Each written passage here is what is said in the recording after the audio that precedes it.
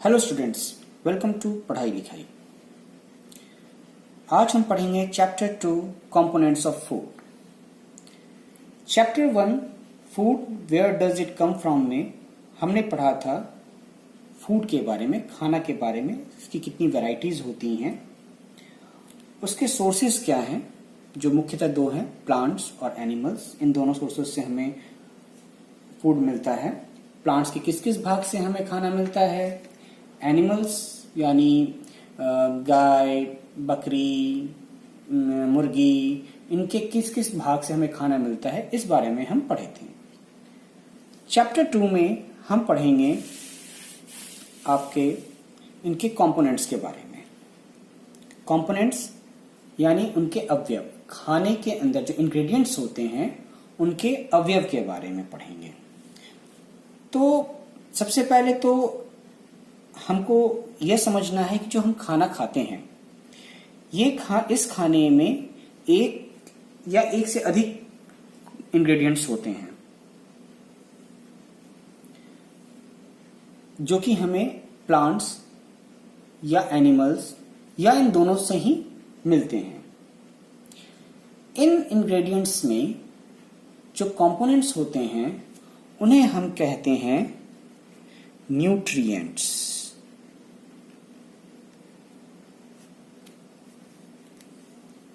Nutrients, ये nutrients क्या होते हैं?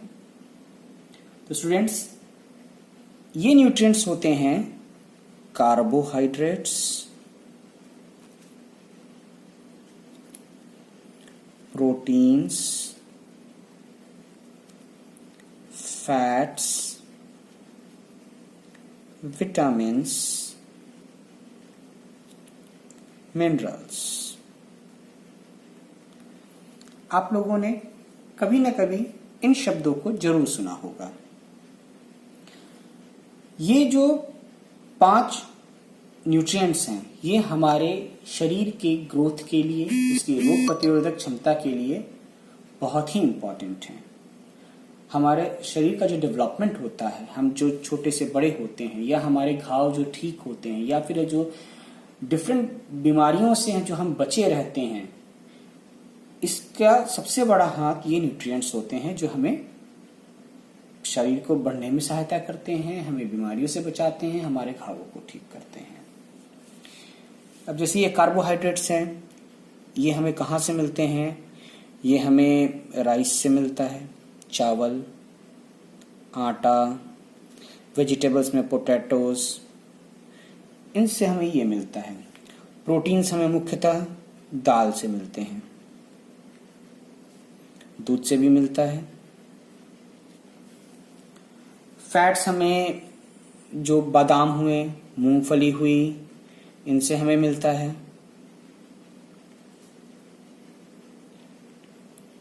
आलमंड्स। विटामिन्स हैं, ये विटामिन्स हमें वेजिटेबल्स से मिलते हैं, ठीक है। और मिनरल्स भी हमें वेजिटेबल्स से मिलते हैं।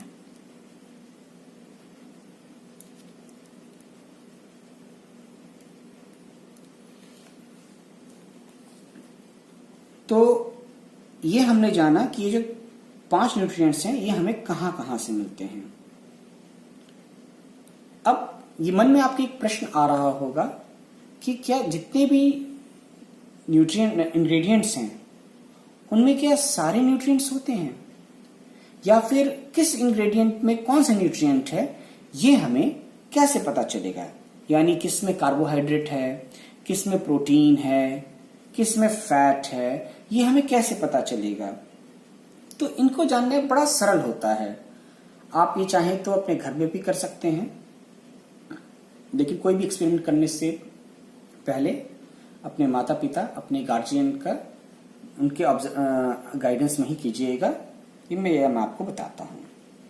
अब जैसे एग्जांपल के लिए लेते हैं, अगर हमें कार्बोहाइड्रेट को टेस्ट करना हो, टेस्टिंग ऑफ कार्बोहाइड्रेट।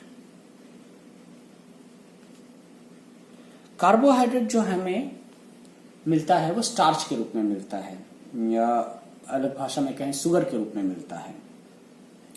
तो जैसे मान लीजिए राइस, राइस में हम कहते हैं कार्बोहाइड्रेट है, ठीक है। तो जिसमें भी आपको लगता है कि इसमें कार्बोहाइड्रेट है कि नहीं है, कैसे जानेंगे?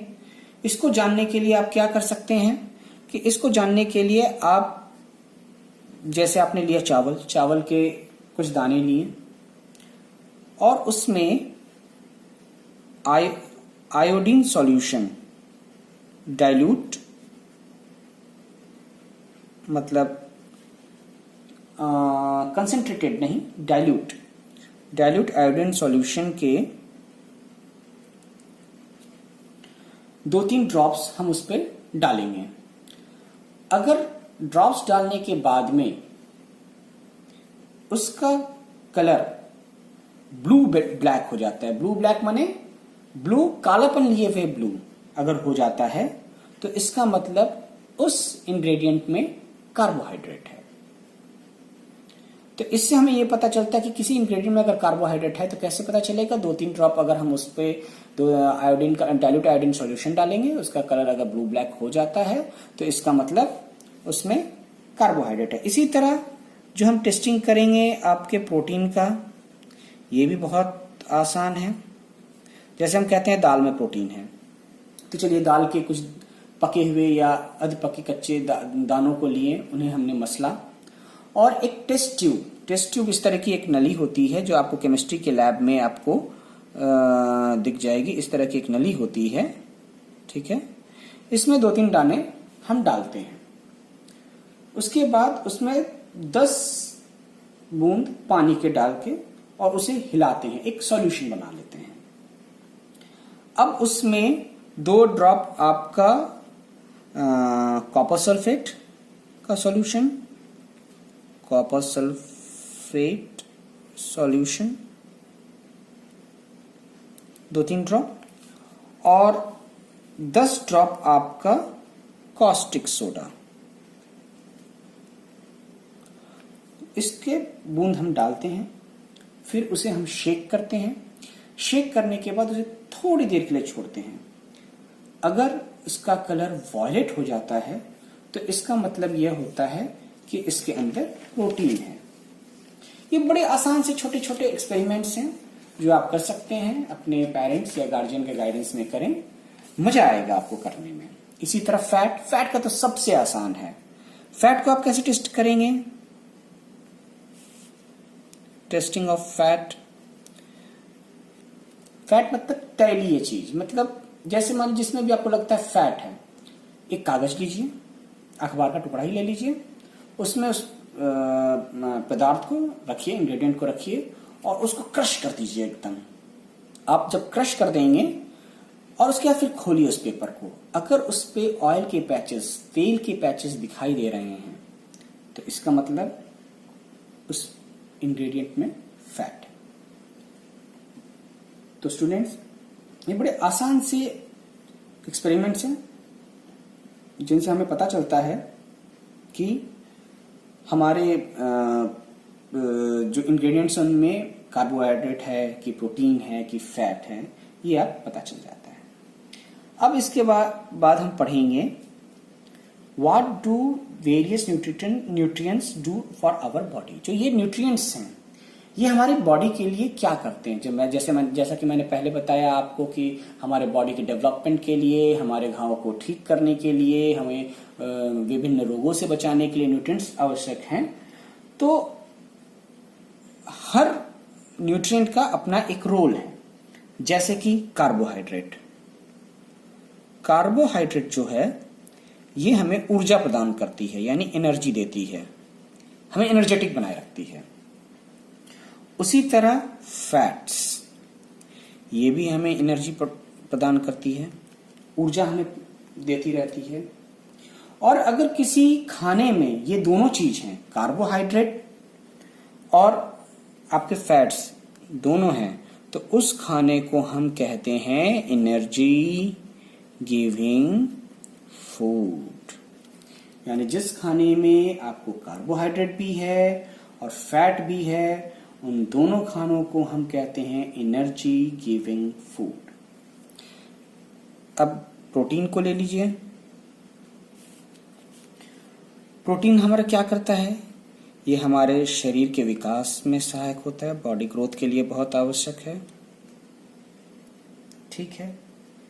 इसके अलावा हमारे जैसे हमें घाव लग जाता है, घाव चोट लग जाती है, घाव हो जाता है, तो उसको रिपेयर करने में,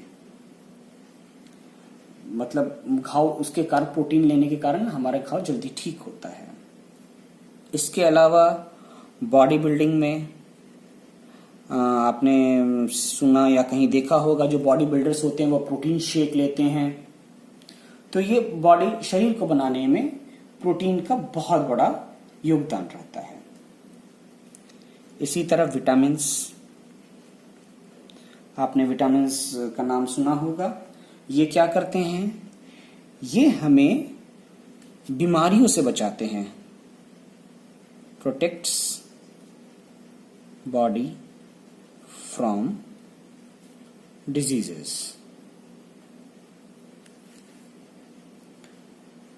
इसके अलावा ये हमारे आँखों को, हड्डियों को, दांतों को, इन सभी को, गम्स को, दांतों के गम्स को, इन सभी को, आँखों को, हड्डियों को, दांत, उनके गम्स, इन सभी को हेल्दी रखने में सहायता प्रदान करते हैं, इन्हें हेल्प करते हैं। ठीक है, कीप्स हेल्दी।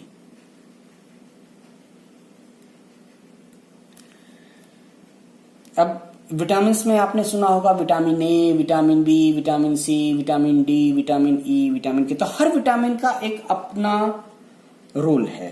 अब जैसे विटामिन ए, जो मुख्यतः हमें सब्जियों से मिलता है, दूध से मिलता है। सब्जियों में जैसे आप ले लीजिए पपाया, ठीक है, कैरोट, ठीक है, ऐसे आपको मिल्क से मिल गया, अंडे से मिल गया, इससे हमें विटामिन ए मिलता है। ये हमारे स्किन और आईज के लिए बहुत ही लाभदायक होता है, ये उनको हेल्दी रखता है। इसके बाद आता है विटामिन सी, बहुत ही इंपॉर्टेंट है। ये हमारे शरीर की रोग प्रतिरोधक क्षमता को बढ़ाता है, और ये जो खट्टे वेजिटेबल्स होते हैं जैसे लेमन हो गया, यानी नींबू, टमाटो, इनमें प्रचुर मात्रा में पाया जाता है। ये हमारी माने हमें रोगों से लड़ने में सहायता करता है। ठीक है। विटामिन डी, विटामिन डी, इसका सबसे बड़ा स्रोत है सनलाइट, सूर्य की रोशनी। सनलाइट से सबसे ज्यादा हमें विटामिन डी मिलती है। इसके अलावा हमें अंडे से मिलती है कुछ मात्रा, मछलियों से मिलती है, और यह हमारी हड्डियों को, दांतों को मजबूत रखने में बहुत सहायता प्रदान करती है। ये बहुत जरूरी है। इसीलिए डॉक्टर अपने जिनको विटामिन डी की कमी होती है, डॉक्टर उनको कहते हैं कि डेली आप सनलाइट, सूर्य की रोशनी में खड़े रहें। सुबह की सूर्य की रोशनी या खासकर उगते सूर्य की रोशनी ज्यादा महत्वपूर्ण होती है। ठीक है। इसी तरह है विटामिन ई, ये हमारे नर्वस सिस्टम, मसल्स, इनको हेल्दी रखती है। ये हमें बादाम से मिलता है, आपके सनफ्लावर मतलब सूर्यमुखी के बीज से मिलता है। ठीक है। फिर आता है जैसे विटामिन के, ये हमें पालक साग से मिलता है। ठीक है। फूल गोभी से मिलता है, कॉलीफ्लावर, मछली से मिलता है, मीट से मिलता है। ठीक है। Vitamin B complex, vitamin B complex एक विटामिन B1 से लेके B12 तक के समूह को कहते हैं vitamin B complex. It's a group of vitamin B. ये हमें चावल से मिलता है, गेहूं से मिलता है, दूध से मिलता है, अंडे से मिलता है, आपके मछली से मिलता है, पालक से मिलता है।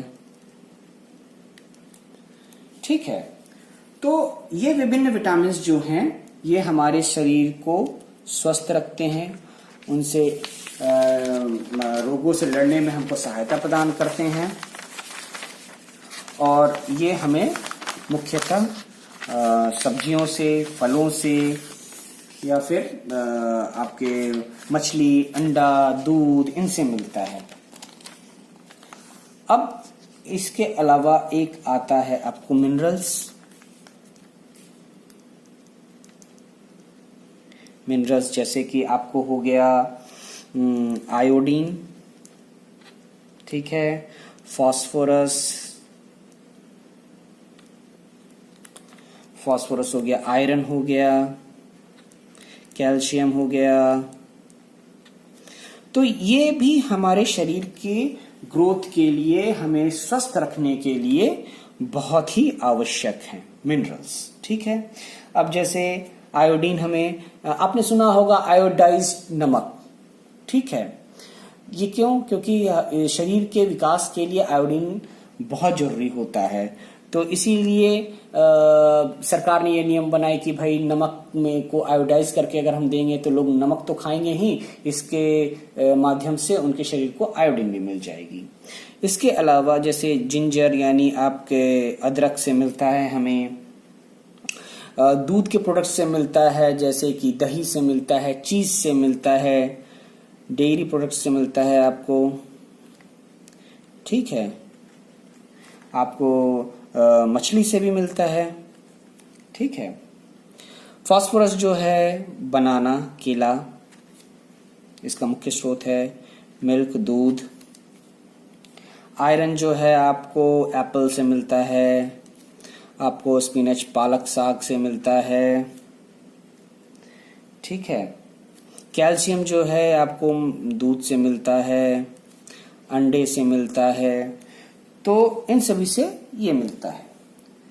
अब ये जो 5 हमने न्यूट्रिएंट्स पढ़े, आपके carbohydrate, protein, fats, vitamin, minerals, इसके अलावा 2 और इंपॉर्टेंट चीजें हैं।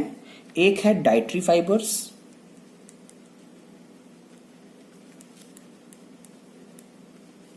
और दूसरा है पानी, वाटर। डाइटरी फाइबर को हम लोग रफेज भी कहते हैं। रफेज जो है, ठीक है, इसका काम, ये हमारे शरीर के डेवलपमेंट से इसका सीधा संबंध नहीं है, सीधा नहीं है, लेकिन इनडायरेक्ट संबंध जरूर है। कैसे?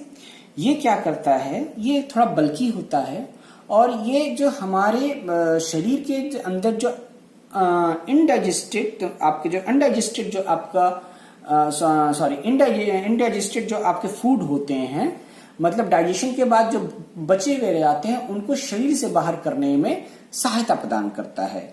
तो डायरेक्टली तो नहीं, लेकिन इनडायरेक्टली ये हमारे शरीर के ग्रोथ के लिए आवश्यक होता है। ये हमको कहाँ से मिलता है? ये हमें होल ग्रेन्स से मिलता है, मतलब अनाज से मिलता है आपको, दाल से मिलता है आपको, सब्जियों से मिलता है, जैसे आलू से मिलता है आपको। ठीक है, ये फ्रूट से मिलता है। ठीक है, तो कैरोट से मिलता है, टमाटो से मिलता है। ठीक है, तो इसलिए डाइटरी फाइबर्स का भी अपना एक बहुत अहम रोल है। इसके बाद आता है पानी। पानी का ऐसा है कि पानी के बिना तो आप जानते हैं जीवन ही नहीं है। तो पानी क्या करता है? पानी जो है हम जब खाना खाते हैं और फिर पानी पीते हैं, तो न्यूट्रिएंट्स को बॉडी में एब्जॉर्ब करने में सहायता प्रदान करता है। Helps body in absorbing nutrients.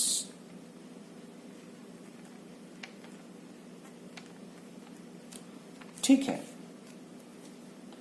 तो पानी का ये रोल है। इसके अलावा जो वेस्ट प्रोडक्ट्स होते हैं हमारे शरीर के अंदर, खाना खाने के बाद जो कुछ प्रोडक्ट्स को तो आपका डाइटरी फाइबर्स निकाल देते हैं, और जो बचे रह जाते हैं उनको यूरिन के माध्यम के रूप में या पसीने के रूप में ये हमारे शरीर से बाहर निकालते हैं। तो स्टूडेंट्स, हमने जाना कि न्यूट्रिएंट्स जो हैं, carbohydrates, protein, fats, vitamins, minerals, इसके अलावा डाइटरी फाइबर्स और वाटर, ये हमारे शरीर के लिए बहुत ही आवश्यक है। तो अब आप ये सोचिए कि अगर, यानी हमको अगर स्वस्थ रहना है, हमारे शरीर का अगर विकास होना है, हमें रोगों से बचा रहना है, तो इसका मतलब हमें इन सारी चीजों को खाना पड़ेगा, अपने खाने में शामिल करना पड़ेगा। और हर चीजों की अपनी एक मात्रा, तय मात्रा है, उस तय मात्रा के अनुसार हमको उसको खाना पड़ेगा। तो ये जो हम खाते हैं, जैसे हम दिन में क्या खाते हैं, चावल खाते हैं, दाल खाते हैं, चावल में आपको कार्बोहाइड्रेट मिल गया, दाल में आपको प्रोटीन मिल गया, वेजिटेबल्स में आपको फैट भी मिल जाता है, आपको ये भी मिल जाता है, क्या कहते हैं, विटामिन मिल जाता है, मिनरल्स मिल जाता है। तो एक जो खाना हम खाते दिन में या रात में, तो एक कंप्लीट खाना हो जाता है। इस खाने को हम कहते हैं बैलेंस्ड डाइट, यानी वह खाना जिसमें सारे न्यूट्रिएंट्स एक तय मात्रा में शामिल हो, उस खाने को हम कहते हैं बैलेंस्ड डाइट। और स्टूडेंट्स, आपको जान के हैरानी होगी कि दूध जो होता है अपने आप में एक बैलेंस्ड डाइट है, क्योंकि इसके अंदर हर वो न्यूट्रिएंट्स एक तय प्रोपोर्शन में है जो हमारे शरीर के विकास के लिए, रोग प्रतिरोधक क्षमता के लिए बहुत जरूरी होते हैं। अब स्टूडेंट्स, आप ये सोचिए कि अगर ये जो न्यूट्रिएंट्स हैं, इनकी कमी हमारे शरीर में हो जाए तो क्या होगा? तो जाहिर सी बात है, अगर इनकी कमी होगी तो हमारे शरीर का ग्रोथ रुक जाएगा, हम बीमार पड़ जाएंगे, हमारे घाव जल्दी ठीक नहीं होंगे। तो इस घटना को कहते हैं डिफिशियंसी डिजीजेस, यानी न्यूट्रिएंट्स की डिफिशियंसी यानी कमी से होने वाली बीमारियां। ये कैसे होती हैं? जैसे कि मैंने बताया कि अगर एक लंबे समय तक अगर हम कोई न्यूट्रिएंट का सेवन नहीं करते हैं तो उसकी कमी से हमारे शरीर का विकास रुक जाता है, हमें बीमारी हो जाती है, हमारे शरीर में डिसऑर्डर्स आ जाते हैं। तो अब हम देखते हैं कि किसकी कमी से क्या होता है। तो जैसा कि पहला है कार्बोहाइड्रेट और साथ ही प्रोटीन। तो इसकी कमी, इन दोनों की कमी से, या सिर्फ कार्बोहाइड्रेट या सिर्फ प्रोटीन की कमी से हमारे शरीर का विकास रुक जाता है, स्टॉप्स बॉडी ग्रोथ। हम कमजोर हो जाते हैं, हम वीक हो जाते हैं। ठीक है। विटामिन्स की कमी से क्या होता है? विटामिन्स की कमी से और साथ ही मिनरल्स की भी कमी से, मिनरल्स की कमी से हमें बीमारियां हो जाती हैं, हमारे शरीर में डिसऑर्डर्स होने लगते हैं। ठीक है। तो इसीलिए इन चीजों से बचने के लिए हमें बैलेंस डाइट लेना पड़ता है। ठीक है। अब आगे देखते हैं कि किन चीजों से क्या बीमारी होती है। तो चलिए देखते हैं। जैसे विटामिन ए, विटामिन ए की कमी से क्या होती है? Night blindness. ये क्या चीज होता है? ये इसे कहते हैं रतौंधी। रात में नहीं दिखता है, इंसान को दिन में नहीं दिखता, दिन में दिखता है लेकिन रात में नहीं दिखता है। और कुछ केसेस में तो लोग अंधे भी हो जाते हैं, आंखों पे उनकी नजर कमजोर हो जाती है अगर विटामिन ए की कमी हो जाती है। ठीक है। विटामिन सी की कमी से क्या होती है? स्कर्वी नामक बीमारी होती है। वो क्या होती है? ये ब्लीडिंग गम्स की बीमारी होती है। ब्लीडिंग मतलब आपके मसूड़ों से खून बहने लगता है, ठीक है, इसे कहते हैं स्कर्वी। इसके अलावा क्या होता है? हमारे घाव देर से भरते हैं। जैसे हमें कोई चोट लगे, घाव हो गया, तो वो देर से भरते हैं। विटामिन डी, जिसका मुख्य स्रोत आपका सनलाइट है, इससे रिकेट नाम की बीमारी होती है। रिकेट, इसमें क्या होता है? बोन्स जो होते हैं सॉफ्ट हो जाते हैं। बोन्स बिकम सॉफ्ट, ठीक है, और उसके बाद वो टेढ़े हो जाते हैं, ठीक है। विटामिन B1 से क्या होती है? विटामिन B1 से बेरी बेरी नाम की बीमारी होती है। बेरी बेरी, इसमें क्या होता है कि इसमें आपके मसल्स जो होते हैं वीक हो जाते हैं, मतलब कमजोर हो जाते हैं, ठीक है। आपको एनर्जी नहीं मिलती है, कमजोरी टाइप की लगती है, ठीक है। ये तो हुए विटामिन की कमी से। इसी तरह मिनरल्स की कमी से क्या होता है? तो मिनरल्स की कमी से आपको होता है, मिनरल्स में क्या क्या है भाई? कैल्शियम। कैल्शियम से हमारी हड्डियां कमजोर हो जाती हैं, दांत भी कमजोर होते हैं, ठीक है, टूट जाते हैं दांत कमजोर होके। आयोडीन से गॉइटर नामक की बीमारी होती है। गॉइटर घेंघा को कहते हैं। घेंघा गले के पास में एक ग्लैंड जब फूल जाता है, आपने देखा होगा, टीवी पे भी देखा होगा, तो वो ग्लैंड फूल जाता है गले के पास में, उसे हम कहते हैं गॉइटर। आयरन की कमी से एनीमिया नामक बीमारी होती है, जिससे हमारे शरीर में कमजोरी होती है। तो स्टूडेंट्स, हमने आज ये पढ़ा कि ये जो खाना हम खाते हैं उसके अंदर जो न्यूट्रिएंट्स होते हैं वो कौन कौन से होते हैं और उनकी क्या इंपॉर्टेंस है, उनका हमारे शरीर के विकास में, रोगों से लड़ने में उनका क्या रोल है। ये एक बहुत ही इम्पॉर्टेंट चैप्टर है। अगर आपको ना समझ में आया हो तो इस वीडियो को फिर से देखिएगा। इसके बाद भी अगर आपके मन में कोई प्रश्न रह गया हो या कुछ और जिज्ञासा हो आपकी, तो आप मुझे कमेंट बॉक्स में जरूर लिखिएगा। मैं आपके प्रश्नों का जवाब दूंगा। और अगर आपको यह वीडियो अच्छा लगा हो तो आप इसे अपने फ्रेंड्स के साथ जरूर शेयर कीजिएगा, लाइक भी कीजिएगा, शेयर भी कीजिएगा और मेरे इस चैनल को सब्सक्राइब जरूर कीजिएगा। Thank you.